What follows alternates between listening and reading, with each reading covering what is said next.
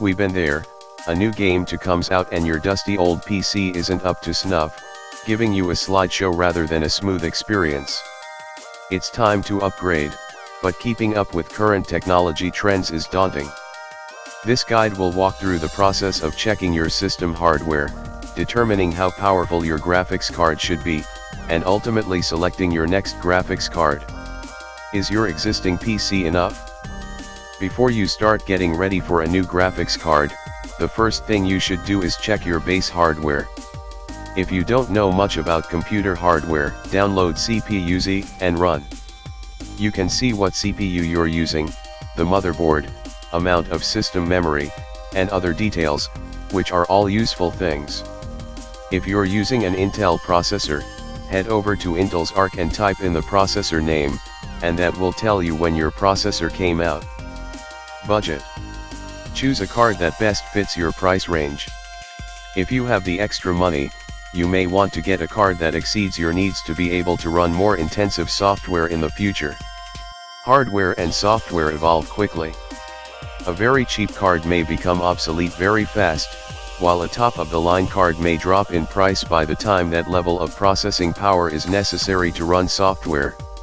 All but especially active gamers or designers should be able to find a very good graphics card for less than $400 USD. High-end graphics cards can reach in the thousands of USD. For the majority of people, spending this much is not necessary. Usage. Consider how you use your card. Video-intensive activities, such as graphic design, HD video, and gaming will benefit the most from an upgrade to the graphics card. A card upgrade is probably not necessary if you primarily use your computer for non-intensive activities like email, web surfing, or streaming music. You also need a general idea of the graphics settings you want to run in games, meaning the resolution and quality. The resolution should be your display's native resolution, and if you're buying new hardware, I'd shoot for at least high quality if not ultra settings. Medium quality usually looks decent and might help you keep costs down, but buying a card that only handles current games at medium quality means you're only a year or two away from another upgrade. Buying a good card today means you shouldn't need to upgrade again for a couple of generations, maybe more if you stretch things, e.g., by lowering the resolution and/or graphics quality. Case size. Last, check to make sure your case has sufficient space and cooling.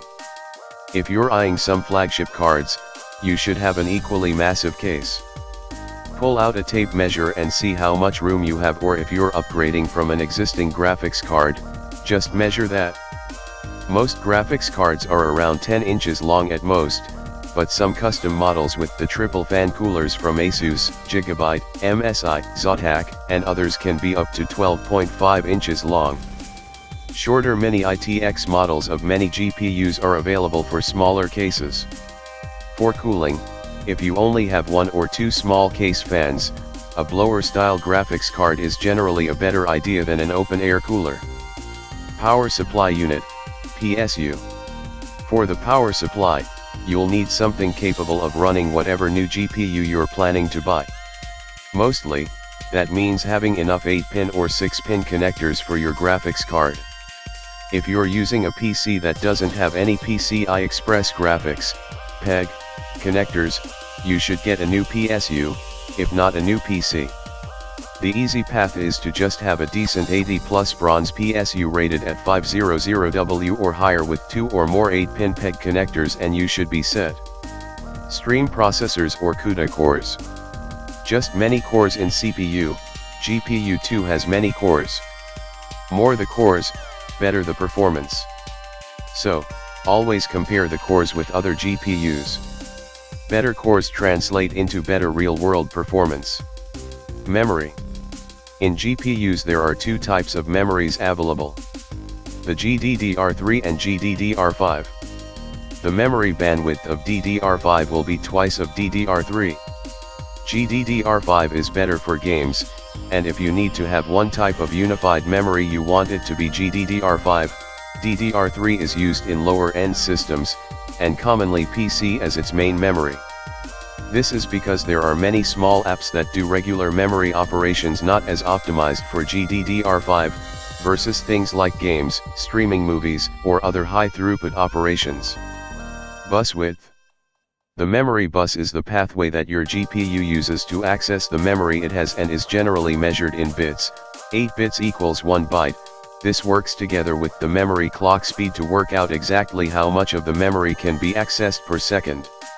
Think of the memory as water and the memory bus as a tunnel. If you need more water than your memory bus will let through, then you're going to have to wait a while to wait for that extra water to come through. If your graphics card has memory bus designed for 2 GB and you're at another 2 GB, then you've added more water without being able to get that extra water through the memory bus. So, keep an eye on bus width. Bandwidth. Memory bandwidth is basically the speed of the video RAM. It's measured in gigabytes per second, GB/s. The more memory bandwidth you have, the better. A video card with higher memory bandwidth can draw faster and draw higher quality images. So, always invest on a GPU with more bandwidth. Cooler. Get a cooling system, if necessary. High-end graphics cards often create heating issues due to their power usage. Most graphics cards will come with a fan or other heat sink, but you may have to purchase extra if your computer has poor ventilation. Extra cooling will also draw from your power supply. If you're already pushing the limits with the card, then you may want to consider upgrading the power supply as well. If you like our video, hit that subscribe button. And don't forget to give this video a big thumbs up.